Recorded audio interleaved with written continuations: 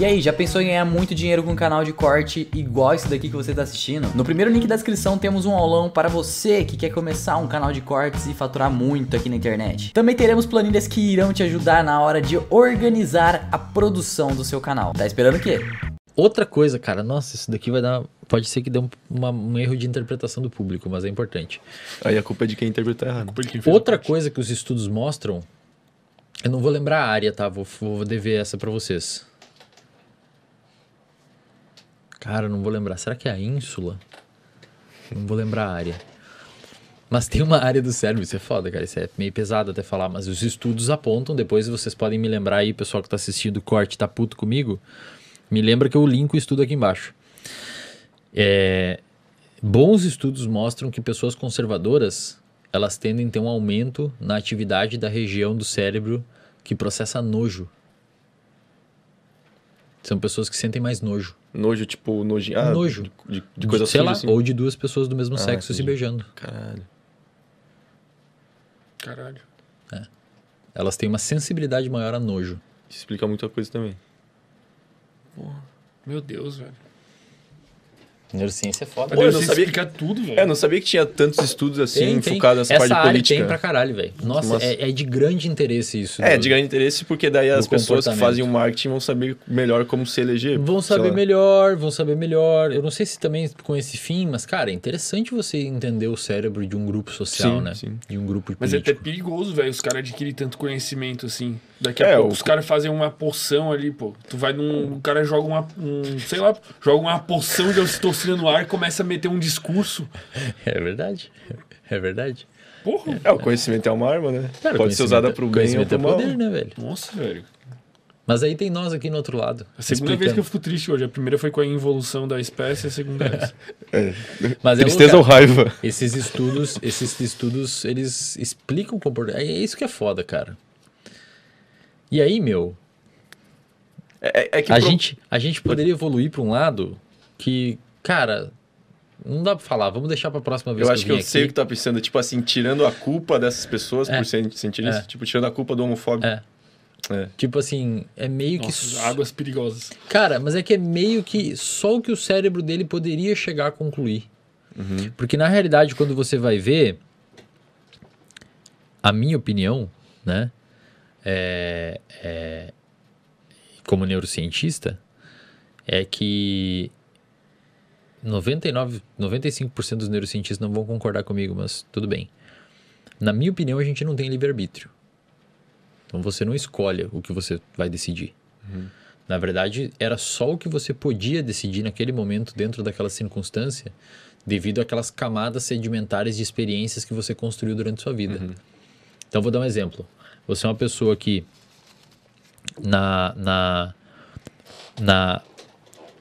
sei lá, na infância você sofreu rejeição dos pais. Então você formou no seu cérebro uma camada ali de rejeição paterna.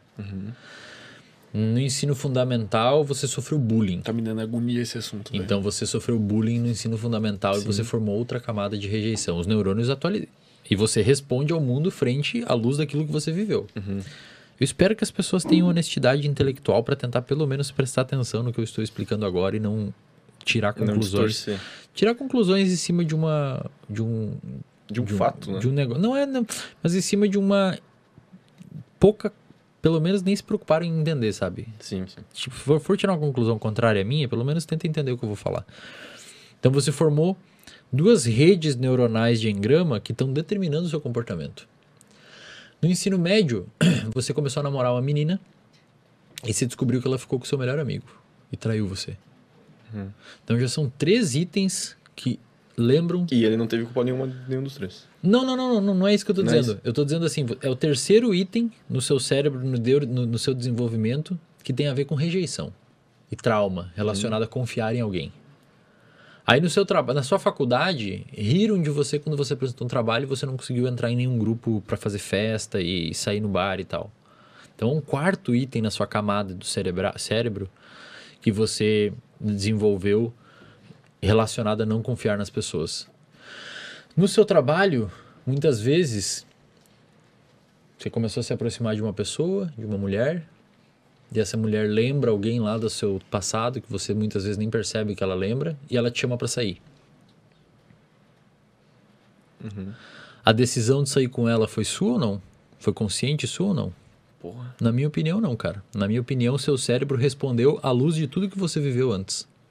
Se a sua mãe se estressou na infância, você provavelmente vai ter um eixo de resposta ao estresse mais sensibilizado que pode aumentar ainda a sua predisposição a determinadas respostas ou na gravidez? Na gravidez. A determinadas respostas na sua vida adulta, via epigenética.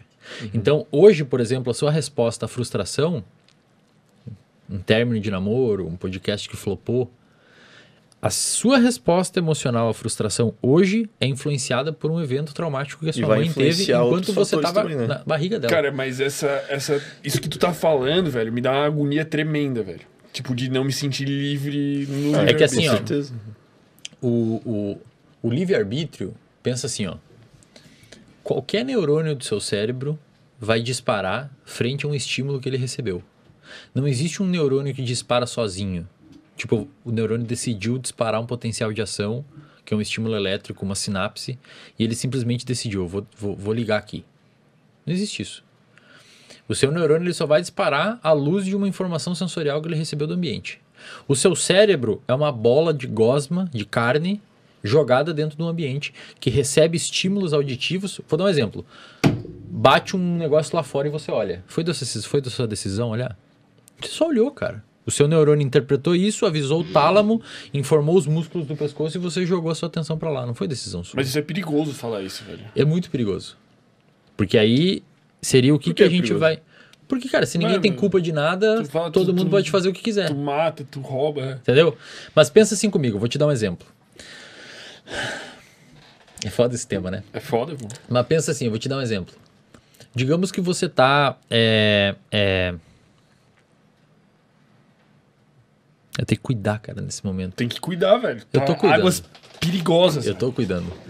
Digamos que você tá num hospital com um familiar seu e você tá caminhando para a máquina de refrigerante, pegar um refrigerante enquanto seu familiar tá no quarto.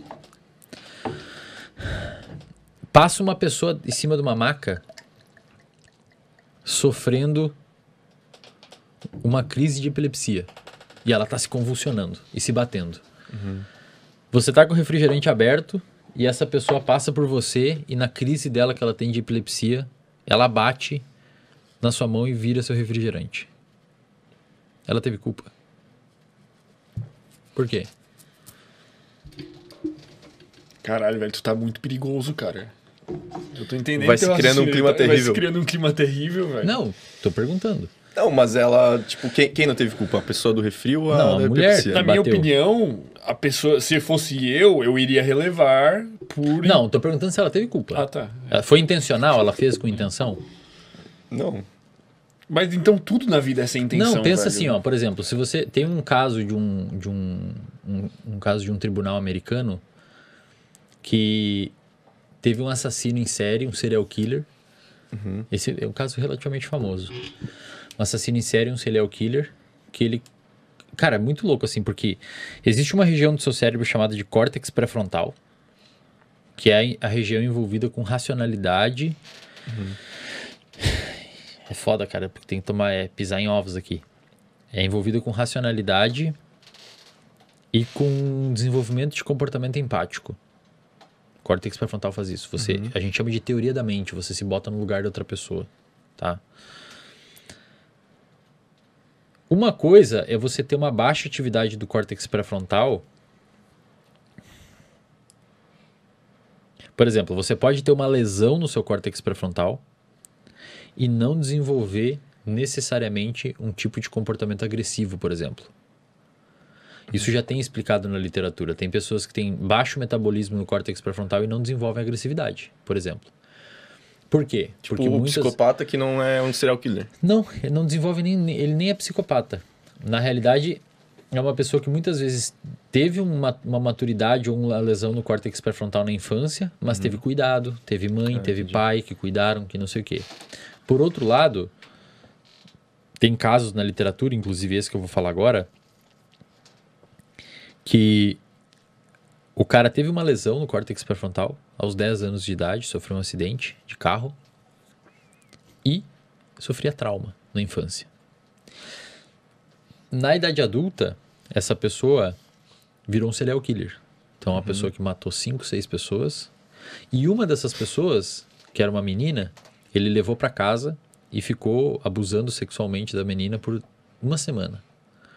Quando terminou de abusar sexualmente da menina, esse serial killer levou... A menina falou, por favor, me deixe sair, não sei o que. O cara falou, ok. E levou a menina na porta da casa dela. E saiu e foi embora. A menina, obviamente, chamou a polícia. E a polícia foi lá e prendeu o cara. Quando a polícia perguntou por que ele fez aquilo, ele não se ligou. Porque o cérebro dele não estava num funcionamento pleno. Ele não se bota no lugar da pessoa. Tanto por isso, mas por que um cara que abusou sexualmente de uma menina ia levar ela na porta da casa dela e largar ela e liberar ela? Incongruente, Óbvio que ele ia ser preso. Então você tem uma baixa atividade no seu cérebro em regiões específicas que fazem desde você ter um comportamento brutal desses até se entregar pra polícia sem querer. Até tu ter esse epilepsia. E cara, quando você vai ver, é fruto da atividade de um cérebro.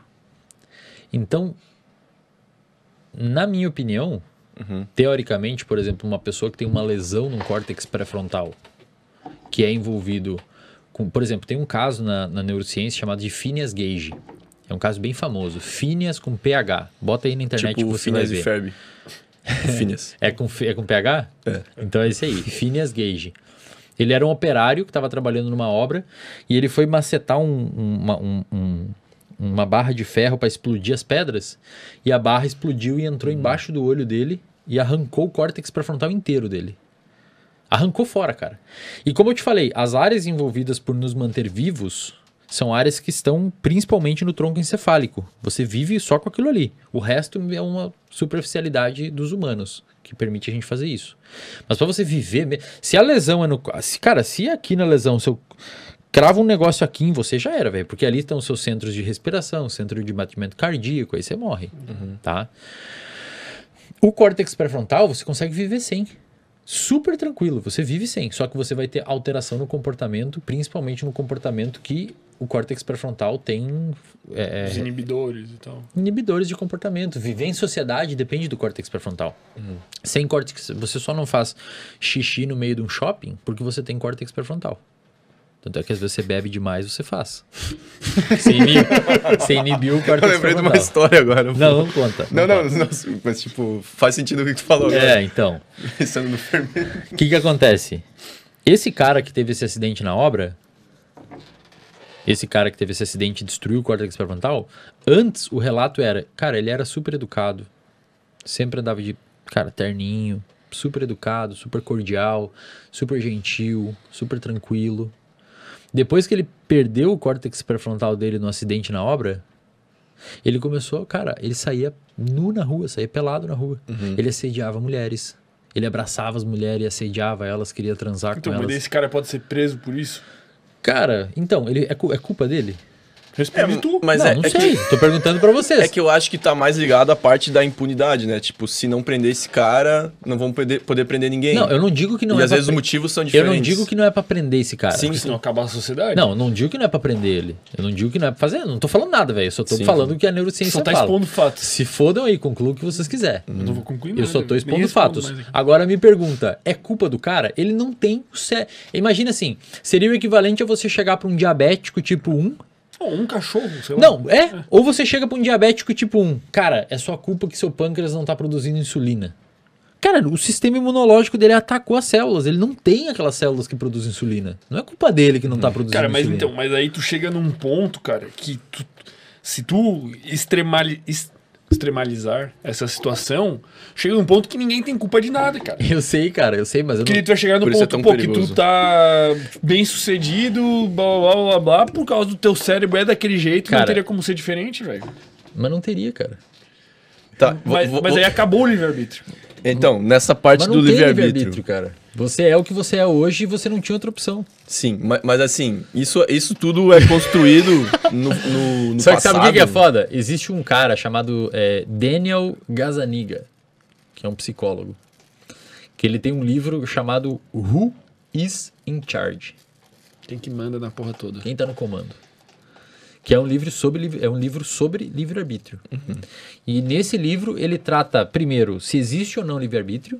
Ele concorda comigo. Na verdade, eu concordo com ele. Né? E ele fala assim... Só que ele fala isso. E aí, cara, ele meio que fala assim, cara, é uma conclusão que a gente chega, mas a gente não pode viver à luz dessa verdade. Sim. É o que ele fala. Porque senão vai dar merda. Ou tu se mata ou dá merda. Ou tu ele mata fala, alguém. cara, não vive à luz dessa verdade. E assim, eu digo pra galera, esse é um tema que 95% das pessoas que estão aqui ouvindo não estão preparadas pra conversar. Eu não tava, velho. Mas a questão é que, biologicamente falando, o livre-arbítrio é uma região do cérebro que a gente ainda não encontrou. Tipo, a da tomada de decisão. Seria como você ter um homúnculo dentro do seu cérebro que decide o que você vai fazer do seu comportamento. Teria que ser uma região extracortical, que não sofre influência do ambiente, quase como se fosse uma consciência não física. A galera que tá simulando nós aqui, nós somos um videogame. Cara, teria que ter um homúnculo dentro do seu cérebro que decide que eventualmente você vai fazer alguma coisa. Na realidade, você tá respondendo aos circuitos neuronais que você formou na sua vida e interagindo com o mundo à luz deles. É tipo o filme lá, pô, aquele Bandersnatch. Já assistiu? Não. É um filme da Netflix. Não, mas é que tem a série, né, que... Ah, tem a série, mas o filme... Não. O mesmo produtor, sei lá, aquela série famosa que eu esqueci o nome, que é tipo umas paradas bizarras, futurística. Black Mirror. Black Mirror. Mas, cara, é o filme do Black Mirror, como se fosse. A série é tipo assim, quando tu vai assistir o filme, tu toma a decisão do que acontece com o personagem, velho. Tipo, o personagem chega numa determinada situação que tem uma droga na mão dele... E daí aparece um menu e tu seleciona, velho. E se tu toma essa decisão, o filme continua dali. Velho, assiste esse filme, tu vai curtir pra caralho. Tu toma várias decisões, assim. Mas não é um negócio meio paradoxal, tipo assim... tu falou, né? Conforme as experiências do passado, vai moldar a decisão que tu toma hoje. Mas não teve algum momento no teu passado que tu não tinha nada? Tipo assim, tu sempre foi um bebê com a cabeça, um cérebro, sei lá, sem pensar em nada. E em algum momento tu tomou uma decisão. Cara, eu vou te dar um exemplo. Por exemplo, por que um bebê pega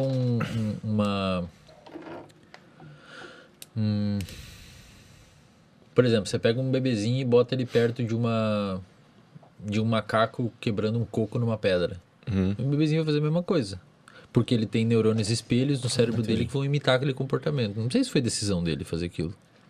Então, sei lá, tu vai trazendo cada vez mais pra longe, pra ancestralidade, pra educação, pra... Tipo, tem um lugar que desencadeou tudo isso. Tipo assim, ó, tu é assim... Porque pensa assim, ó, eu vou te dar um exemplo. Que é um exemplo de um pesquisador chamado Robert Sapolsky. Imagina que você está andando na rua e acontece um acidente. Tá? Você está na rua, aqui na frente, aqui. E, cara, deu uma explosão, deu uma merda, e você é um policial. Você tá paisano. Num dia que você foi na casa da sua namorada e vocês brigaram. No momento vocês fecharam o pau lá, porque você falou alguma coisa aqui no podcast, deu uma briga em casa e você tava com a sua arma e você falou pra ela, tchau, vou pra casa, vou lá pra minha casa dormir e a gente conversa depois. Vocês já estão brigando há muito tempo. E você sai dali, puto, com a sua arma, você tá paisana, armado sempre, mas não tá trabalhando. E deu uma explosão em algum lugar aí. E, cara, 3 meses atrás a sua mãe foi assaltada. E abusaram dela sexualmente, da sua mãe. E na infância você apanhou pra caralho na escola. Te batiam pra caralho. Um tipo de pessoa específica. E nesse dia você já estava puto, então você já estava com cortisol alto, noradrenalina alta, dopamina alta, você já estava ansioso, mais impulsivo, seu córtex pré-frontal estava relativamente desligado pelo excesso de glicocorticoide da briga com a menina. Você estava puto. E você já vinha com uma neuroplasticidade de meses atrás que a sua mãe foi abusada sexualmente. Deixa eu falar. Águas muito mais perigosas agora. Deixa eu falar. Você estava com uma neuroplasticidade induzida porque sua mãe foi abusada sexualmente. Você já estava com a sua amígdala com uma atividade basal aumentada porque a sua mãe foi abusada sexualmente. Então sua amígdala já estava mais ativa. Você já estava detectando mais perigo, que pode inclusive ter explicado as brigas com a sua namorada. E você já teve uma camada neuronal de engramas organizada no seu cérebro desde quando você apanhava na escola, que inclusive pode ter levado você a ser policial. E deu essa explosão. E, cara, nessa explosão você já tá meio atordoado de estresse. E você vê que no meio da névoa, assim, você tá meio bagunçando, meio zonzo, que explodiu um negócio muito alto, um zumbido no ouvido. Você vê que tem um cara com um capuz vindo na sua direção e você vê que ele botou a mão no bolso dele. E você tira sua arma e mira pra ele. E você meio ali, à luz de todas as experiências e flutuações hormonais que você tem no seu cérebro, você decide puxar o gatilho e dar um tiro na cabeça dele. Cara, o movimento de puxar o gatilho é explicado desde quando você apanhou na escola. Talvez antes. Talvez a sua mãe sofreu um trauma quando estava grávida de você e você já nasceu mais responsivo ao estresse. Aquele exato decisão que você teve de puxar o gatilho, cara, a última coisa, essa decisão pode ser explicada segundos antes, pelo nível elevado de glicocorticoide que a explosão deixou, minutos antes, pelo fato de você ter brigado com a sua namorada e ter tido uma inibição do seu córtex pré-frontal devido ao aumento de cortisol. Pode ser explicado meses antes por você ter uma reatividade da amígdala aumentada devido a sua mãe ser abusada sexualmente. E pode ser explicado anos antes pelo fato de você ter apanhado pra caralho na infância e não suportar mais que as pessoas façam isso com você e modulou seu cérebro nesse sentido. A última coisa que você não fez, bicho, foi decidir puxar aquele gatilho. Era a única coisa que você poderia ter feito naquele cenário. Porque o seu cérebro se constituiu para aquilo. Agora, se as pessoas vão usar isso de alguma forma para justificar as merdas que vão fazer, o problema é de vocês, velho. Eu tô falando o que a neurociência explica. E na neurociência, na minha visão hoje, não existe espaço biológico pro livre-arbítrio. Você decide o que você tá decidindo e é a única coisa que você poderia decidir. Pô, concordo 100%. Pode Cara, ser. eu concordo parcialmente, velho. Porque, tipo assim, cara, se tu parar pra pensar, vamos... Digamos que você não puxa o gatilho. Não, vamos pra um outro mundo, Você talvez não puxou o gatilho, cara, porque você viu um filme ou você se traumatizou outra vez que você tinha matado um cara por ser policial. Mas pensa no raciocínio reverso, né? A soma de todos esses fatores ambientais e dos diferentes cérebros, das diferentes pessoas fazendo diferentes coisas, todas fazendo o que podem fazer no momento que podem fazer, puxando gatilhos, Mas as pessoas etc. já fazem isso, cara. Sim, elas já fazem, calma. A pessoa que decide ser médico era a única coisa que ela podia decidir. Vamos supor. Não é, não seguir. Aí que tá, velho. Não, mas você falar assim, Eslen, falar que não existe livre-arbítrio, você vai fazer com que a sociedade vire uma sociedade ruim. Não Na vai mudar verdade, nada. já não existe livre-arbítrio. E a sociedade é o jeito que ela é. Cara, então, não vai mudar nada. Mas tu regride assim, vamos supor, a gente tem 7 bilhões de pessoas, tá? Em algum momento a gente teve 3 bilhões, em algum momento 1 bilhão. E todas essas pessoas foram desencadeando coisas ao longo da história, que foram desencadeando coisas e comportamentos e gatilhos que foram puxados e loucuras e efeitos borboletas bizarros que levaram ao mundo que a gente tem hoje. E isso tudo saiu de algum lugar lá muito distante, eu penso nisso. Qual que é o paciente zero? Isso, tu entendeu o que eu tô querendo dizer? Entendi. Mas o que isso tem a ver com livre-arbítrio? Tudo, pô. Cara, pensa assim, ó. Eu vou te dar um exemplo. Vou te dar um outro exemplo. Então vamos voltar bem antes. Pega um monte de bactéria e bota aqui na mesa. Isso. Larga, É isso que eu... larga um antibiótico no meio. O que vai acontecer? Elas vão morrer? Elas vão sair pro lado. Elas vão reproduzir e até que aqui, lá na ponta da mesa, vai ter uma bactéria resistente aos antibióticos. Por que as bactérias saíram de perto do antibiótico? Porque o antibiótico emite um determinado tipo de estímulo que faz a bactéria afastar, faz ter um movimento de afastamento. Não foi decisão dela, cara. A bactéria tem um sinal que faz isso. Sim, ela não tem livre-arbítrio. Exato. Então, mas é isso que E eu tô aí foi dizendo. indo assim até... Por exemplo, eu vou te dar outro exemplo. Esse exemplo é bom.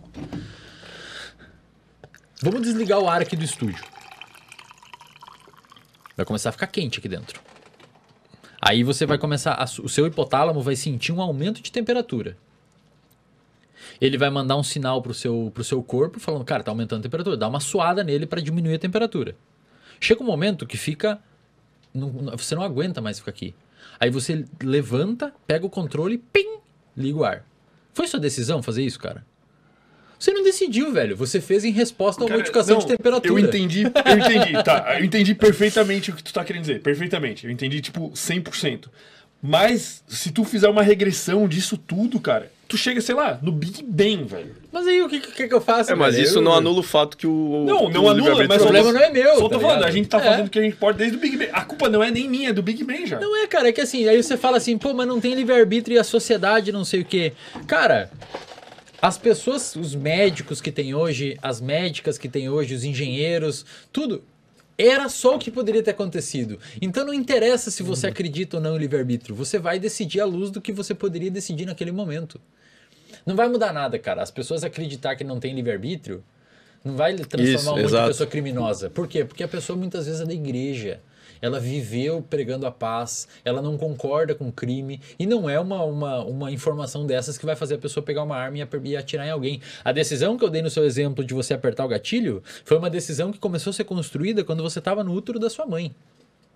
Num trauma que ela teve, que aumentou a sua resposta do seu eixo HPA, que diminuiu a sua inibição do córtex pré-frontal, que deixou você com uma predisposição maior à violência, que talvez levou você para academia. Sim, mas vai muito antes, é isso que eu tô dizendo. É infinitamente Às vezes o seu avô, por exemplo, tem estudos que mostram que se você pega gerações, 2, 3 gerações depois do Holocausto judeu, eles têm uma modificação em genes específicos de resposta a medo.